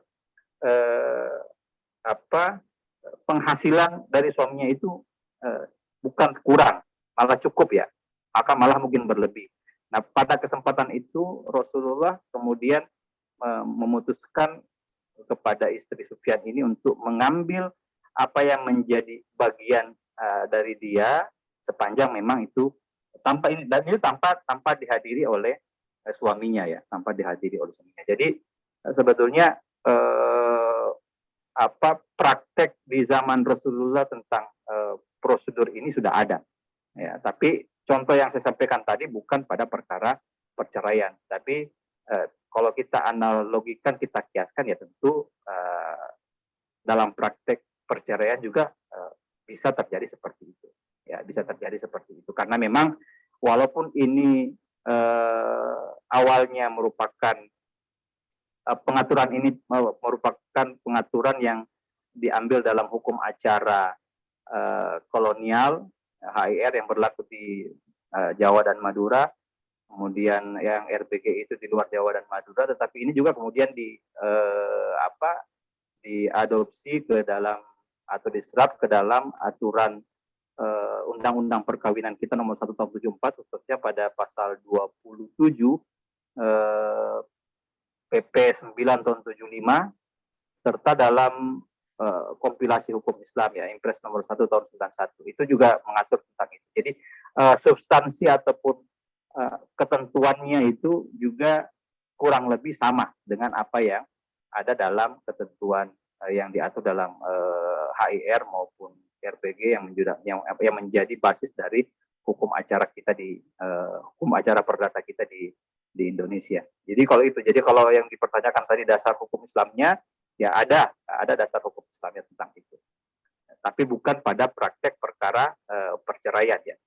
Jadi Rasulullah memutuskan, ya, kita bisa mengatakan memutuskan perkara itu atau persoalan itu, anggaplah itu persoalan sebagai sebuah perkara ya, tanpa memanggil atau tanpa dihadiri oleh pihak suami dari pihak suaminya, karena saat itu suaminya dalam melakukan perjalanan. Tentu dalam hal ini harus juga dibarengi dengan keyakinan ya, ada keyakinan karena Rasul pada saat itu kan juga bertindak sebagai hakim, sebagai qadhi, sebagai kepala negara dan yang lain. Jadi memang dituntut juga ada keyakinan hakim kalau dalam konteks penyelesaian perkara secara litigasi di pengadilan ya, tentu salah satu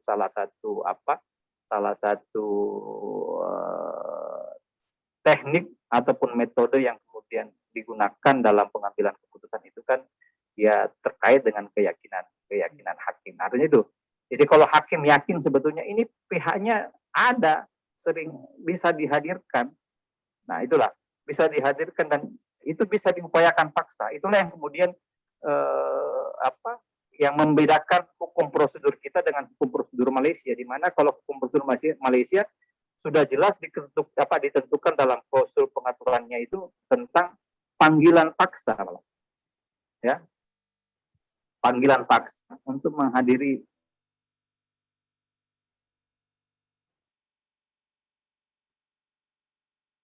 jadi dasar kuat bagi majelis untuk memang menghadirkan pihak itu dan dianggap atau sesuai dengan keyakinan hakim ya, karena pentingnya mungkin persoalan itu ya. Nah, itu juga yang tidak ada dalam hukum prosedur kita, yang kemudian kenapa tidak kita bisa mengambil ataupun mencontoh seperti apa yang ada dalam hukum prosedur di di Malaysia ya, seperti itu. Ya. Karena itu tadi ya hakikatnya seperti itu. Begini itu Pak. Baik Pak. Oh menarik sekali ya. Ya Bapak Ibu sekalian, ada yang mau? Boleh saya Silakan masuk? Pak. Silakan Pak Dr. Ahmad Rajab. Ya. Silakan. Assalamualaikum Pak Dr. Mulyadi. Alhamdulillah. Waalaikumsalam. Ustaz, waalaikumsalam Pak Yai. Alhamdulillah, saya menikmati betul penyampaian tadi dan apa namanya ketika kita membahas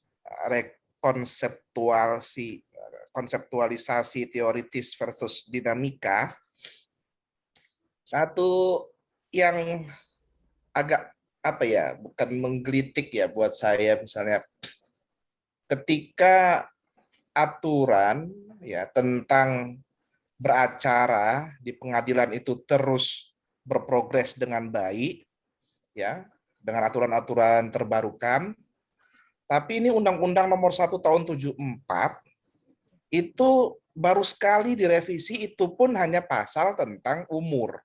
Ya. Nah, kira-kira ini apa masih layak itu undang-undang itu ketika kita bahas tentang, karena hakim itu pada akhirnya lebih banyak menggunakan pengetahuan hakim daripada teorinya. Nah, itu yang paling banyak terjadi akhirnya. Jadi seolah-olah menafikan skripnya karena pengetahuan hakim yang lebih dinamis. Itu bagaimana itu Pak Dokter? Tafadhol. Baik, terima kasih Pak Yai. Luar biasa. Jadi memang fenomena seperti itu. Kita tidak bisa memungkiri bahwa aturan hukum material yang mengatur tentang perkawinan, khususnya Undang-Undang Nomor 1 Tahun 74 itu sejak tahun 74, mungkin Pak Yai belum lahir saat itu undang-undang sudah ada.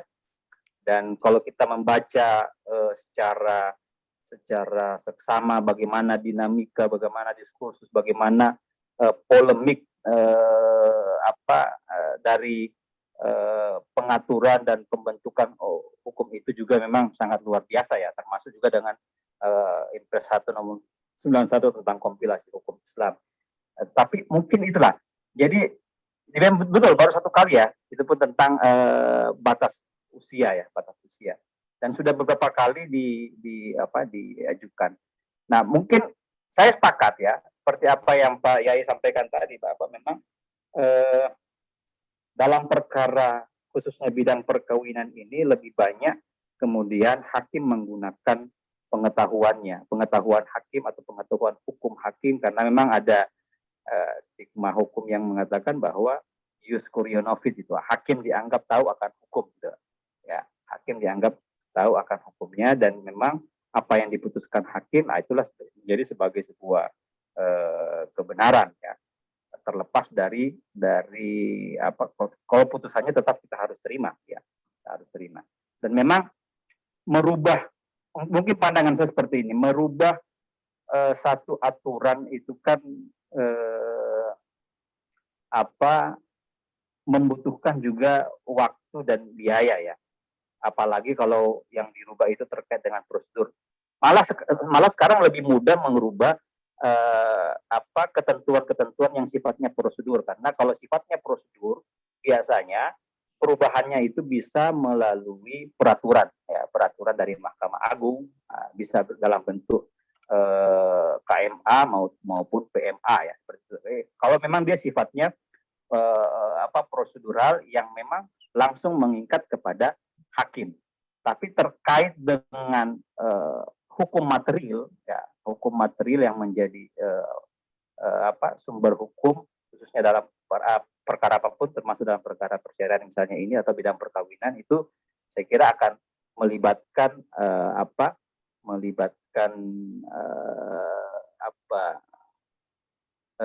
trias politika kita legislatif ya, melibatkan unsur legislatif di dalamnya, karena tentu harus disampaikan ke sana tentang aspek perubahan. Tapi kalau prosedural itu mungkin kendala itu ya, salah satu kendala yang kemudian atau mungkin juga bisa jadi beberapa pasal ataupun ketentuan-ketentuan yang di dalam itu masih dianggap relevan sampai dengan saat ini. Karena kalau dalam berbicara tentang bidang perkawinan, khususnya pada di pengadilan agama berbeda dengan di pengadilan umum ya. Tentu kita ada di samping sumber hukum Undang-Undang Nomor 1 Tahun 74 itu kan hakim juga bisa melihat pada aturan-aturan yang bersumber dari ketentuan-ketentuan hukum Islam yang ada. Saya kira kalau tanggapan saya seperti itu. Jadi mungkin akan lebih mudah mungkin merubah substansi norma proseduralnya ketimbang norma materialnya. Itu mungkin menjadi salah satu penyebab kenapa sampai saat ini belum ada perubahan-perubahan yang dari Undang-Undang Nomor 1 Tahun 74 itu. Saya kira itu, karena kalau merubah hukum material dalam bentuk undang-undang seperti itu kan itu tadi tentu melalui prosedur yang sudah ada seperti ini diajukan dulu ke ini, nanti dilihat mana yang akan dirubah yang berbeda dengan ketentuan prosedural ya. Prosedural biasanya lebih mudah, cukup lewat misalnya kayak prosedural mediasi cukup lewat peraturan Mahkamah Agung. Kemudian juga tentang Perstek ada Perstek juga peraturan Mahkamah Agung yang memang sudah dibuat melalui instrumen itu yang salah satu poinnya di situ mewajibkan bagi hakim pengadilan agama dalam pemeriksaan perkara perceraian dengan mekanisme Perstek itu tetap harus membuktikan pokok perkaranya. Itu berbeda dengan perkara non perceraian. Jadi khusus perkara Perstek perceraian itu tetap walaupun tanpa kehadiran pihak tergugat dia harus dibuktikan. Itu salah satu perubahan juga khususnya dalam aspek hukum prosedural ya dalam perkara ini. Saya kira itu Pak Yai. Saya juga sepakat ya. Tentu memang kebanyakan ya itu tadi. Jadi makanya sekarang kebanyakan norma-norma atau hukum-hukum itu terbentuk melalui putusan-putusan. Kebanyakan melalui putusan.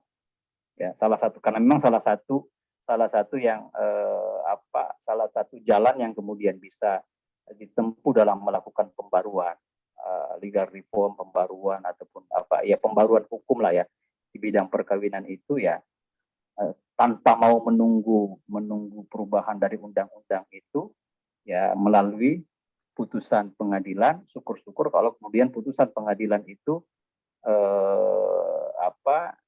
putusan hakim itu diikuti dan menjadi sebuah jurisprudensi dan diikuti oleh hakim yang lain sehingga bisa ditetapkan sebagai sumber hukum ya untuk mengisi kekosongan tadi. Jadi dalam mengisi kekosongan kalau memang dianggap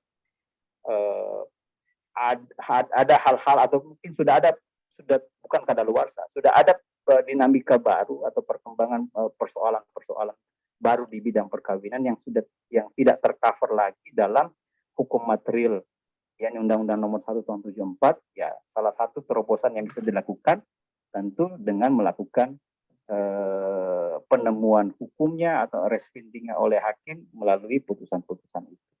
Nah saya kira itulah salah satu cara yang memang diatur dalam ketentuan hukum yang ada ya dan sah seperti itu. Begitu Pak Kiai kira-kira. Terima kasih banyak. Baik. Terima kasih Pak Kiai Dr. Ahmad Rajapi ya sudah memberi respon dan tanggapan juga yang semakin menghangatkan pengajian kita. Sehat-sehat Pak Kiai. Ya, semoga sehat selalu Pak Kiai. Amin. Kalau sudah bicara pasal-pasal undang-undang begini, kami yang bukan hukum ini mumet ini bisa. Ya, salah-salah karena disiplin.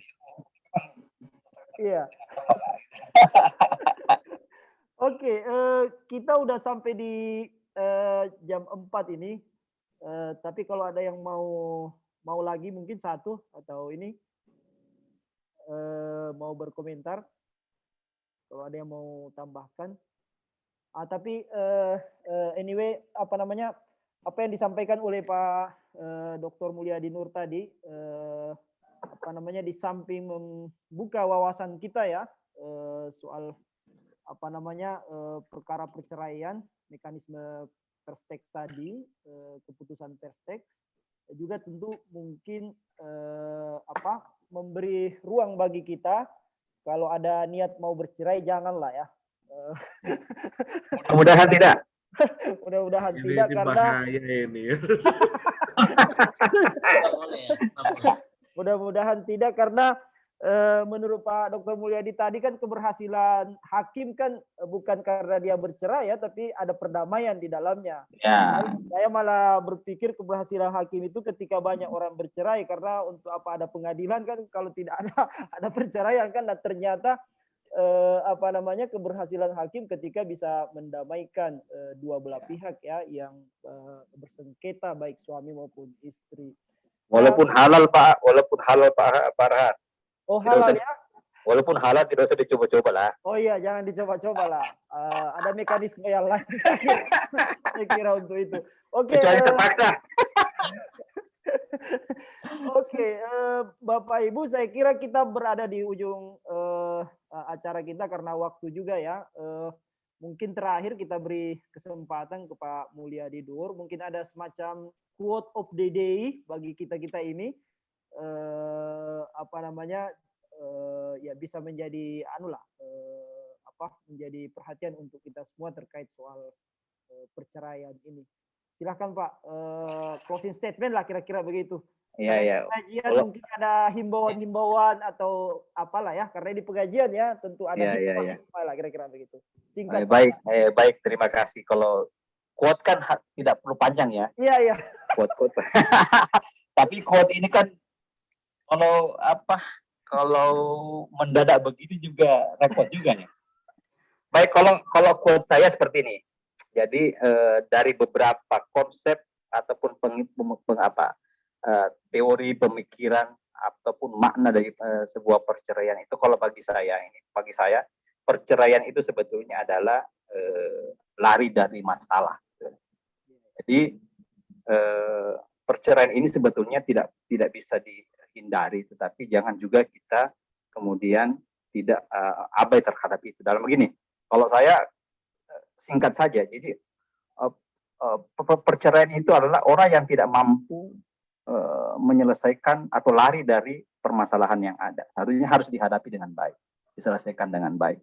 Ya, walaupun ada yang mengatakan kalau perceraian secara istilah, perceraian secara definisi undang-undang kan sudah jelas memutuskan hubungan dan semacamnya. Tapi bagi saya, di mata saya dalam penelitian ini lahir sebuah quote ya, bahwa perceraian itu adalah orang yang tidak bisa menyelesaikan persoalannya dan lari dari kenyataan yang ada. Padahal sebetulnya apapun persoalan hidup, utamanya dalam bahasa kehidupan rumah tangga, perkawinan kita ini kan selalu terbuka, selalu ada jalan yang bisa kita selesaikan. Saya kira itu Pak quote saya dari saya. Perceraian adalah lari dari masalah, quote dari Pak Dr. Ya, Mulyadi Nur untuk Terima kasih. terima kasih banyak Pak Dr. Mulyadi Nur, dan tentu Bapak Ibu hadirin hadirat ya yang sudah mau bergabung bersama dengan kita. Terima kasih atas respon, terima kasih atas partisipasinya. Terima kasih, wabil khusus pada Pak Dr. Mulyadi Nur, terima kasih sudah mau berbagi. Mudah-mudahan dengan adanya pengajian ini semakin membuka lagi riset-riset soal perkara perceraian dan pengadilan, dan tentu bisa menambah personality sebagai seorang dokter, dan tentu untuk institusi kita ke depan juga mungkin bagi teman-teman dosen terutama di Manado yang belum menyelesaikan S3-nya segera diselesaikan supaya bisa kita undang juga di pengajian. Wah, sudah lari itu. Pengajian LP2 ini. Oke, pada akhirnya tentu kami di LP2M, tim kerja LP2M mengucapkan banyak terima kasih. Mudah-mudahan apa yang kita diskusikan hari ini tidak hanya selesai diskusi, tapi mungkin bisa menimbulkan minat-minat riset baru, terutama bagi teman-teman yang konsentrasinya di bidang hukum ya. Apa yang disampaikan oleh Pak Dr. Mulyadi Nur tadi bisa memantik kita untuk kemudian menemukan ide-ide riset baru di dalam kawasan keilmuan hukum begitu. Sekali lagi terima kasih banyak. Sampai jumpa di pengajian LP2M di seri selanjutnya dengan narasumber dan tema yang berbeda. Semoga Allah Subhanahu wa taala memberikan pahala untuk pertemuan kita semua ini dan Amin, kita amin, amin. Amin, dilindungi amin. dari segala mara bahaya dan terutama terlindung dari penyakit COVID-19. Oh ya, sedikit saya Ya.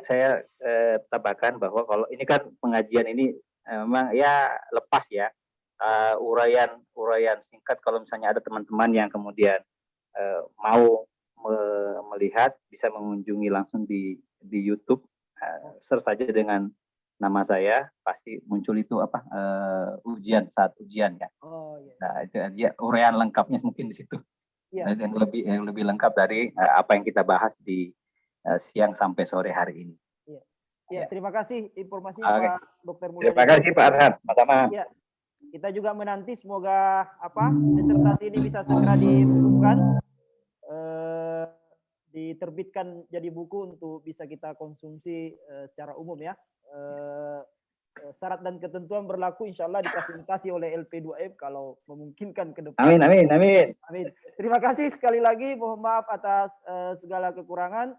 Mari kita tutup pengajian LP2M ini dengan sama-sama melapaskan alhamdulillahi Alhamdulillahirabbil alamin. Assalamualaikum warahmatullahi wabarakatuh. Waalaikumsalam warahmatullahi wabarakatuh. Terima kasih banyak. Terima kasih banyak Bapak Ibu. Dr. Terima kasih Pak Yai. Terima banyak Pak Yai. Terima kasih ilmunya. Pak Yai Ahmad Tahir juga terima kasih dari terima kasih. Jogja. Terima kasih Pak Yai Ahmad Tahir. Ada Pak Habibie juga tadi. Terima kasih Pak Bekti. Ada Pak Prangki juga ini. Ada Ibu Sri. Pak Ishak Talibo, terima kasih Pak Ishak. Pak Ishak, terima kasih. Pak Ibu Siti, terima kasih sama-sama. Bu Yuli. Pak Ridwan Tabe, makasih. Sama-sama.